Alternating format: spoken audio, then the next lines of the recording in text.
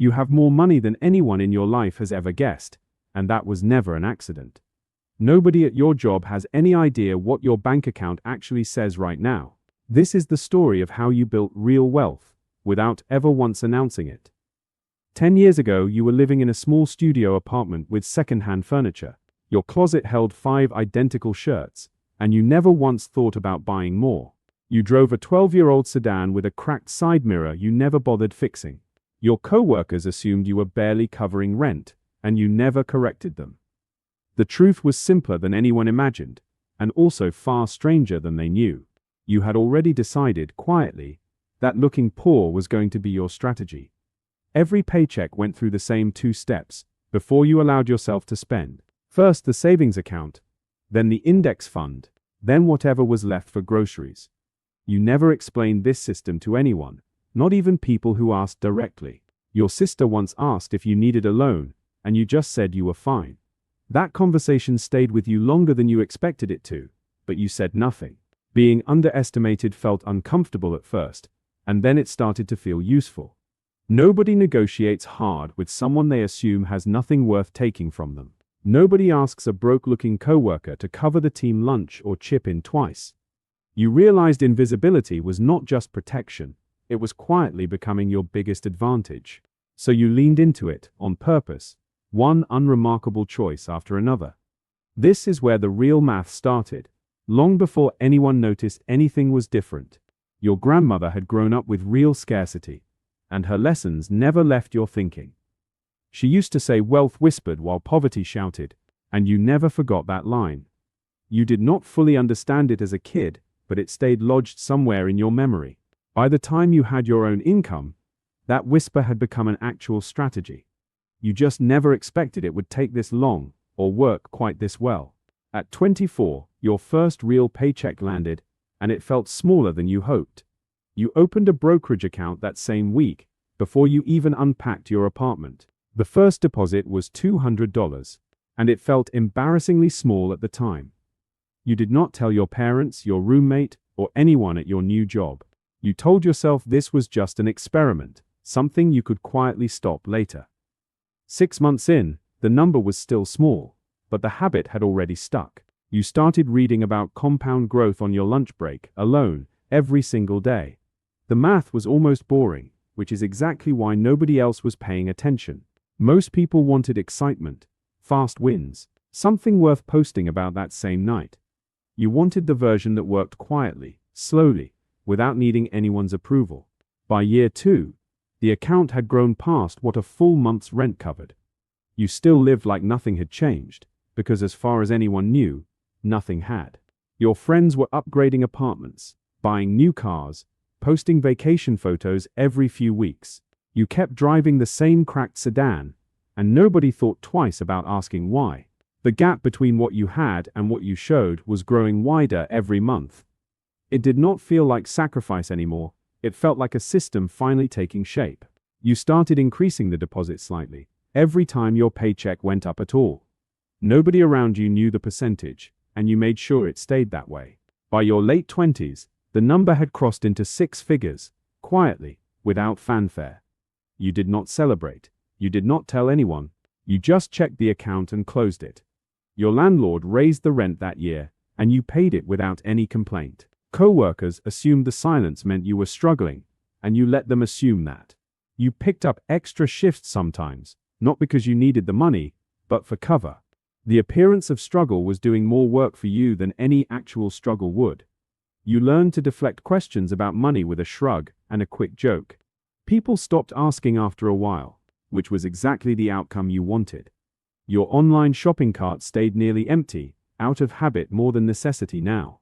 You still bought the store-brand groceries, even though the price difference barely mattered anymore. Every dollar you did not spend went somewhere specific, tracked carefully, moved with intention. You started reading annual reports on weekends, alone, with a cup of instant coffee. This was not deprivation anymore. It had become something closer to a private hobby. You found a strange calm in watching numbers grow that nobody else could see. The secrecy was not about shame.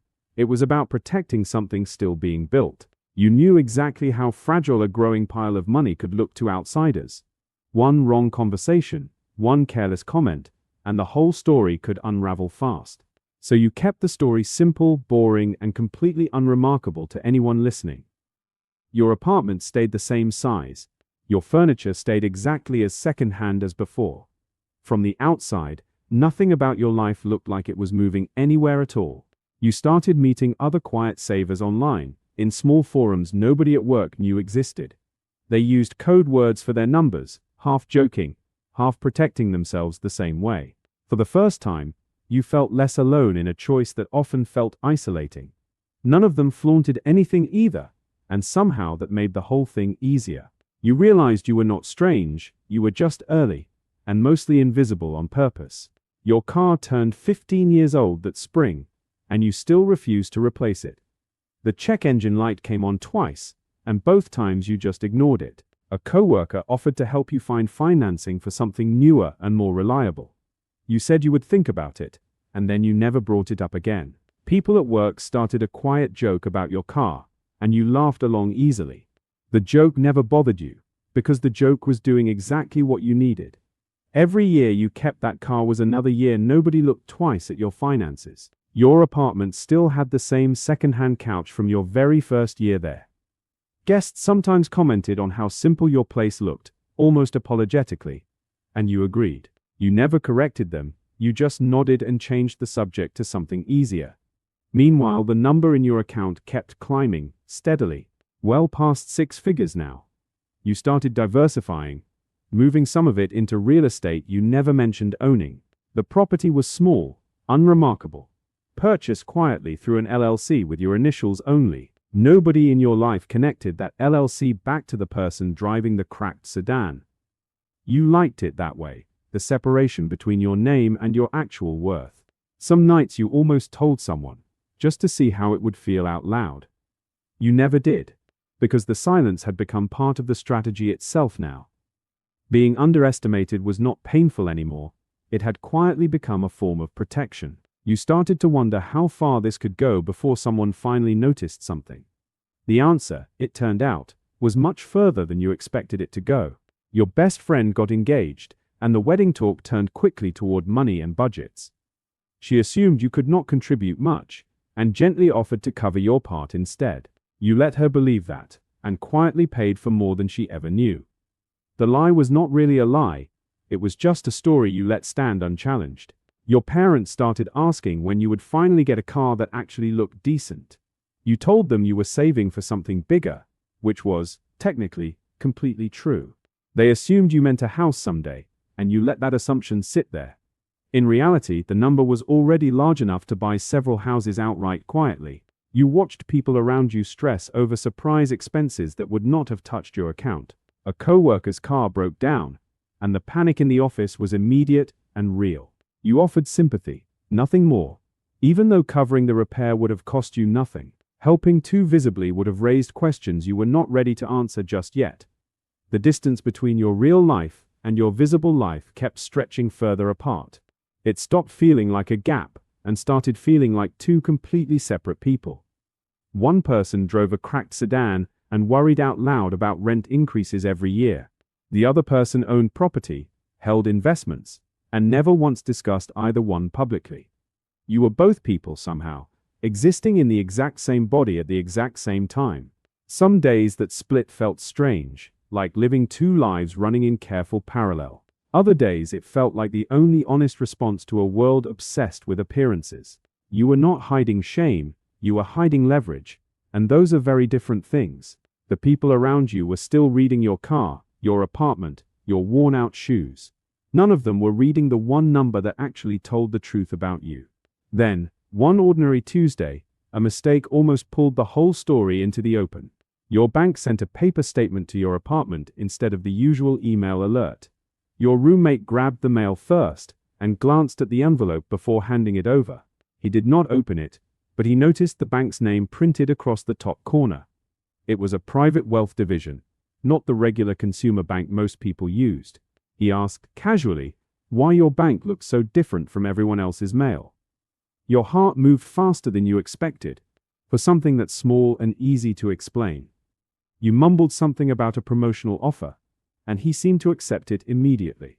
That night, you sat with the folder for a long time, just staring at it. You realized how close one careless envelope had come to unraveling years of careful work. The next morning, you switched every statement back to digital only, without any exceptions. You also moved your mail to a small locked box outside your regular apartment building. It felt paranoid, almost silly, until you remembered exactly what you were actually protecting. This was not about fear. It was about control over a story you had built carefully. One slip would not have ruined you financially, but it would have changed how people treated you.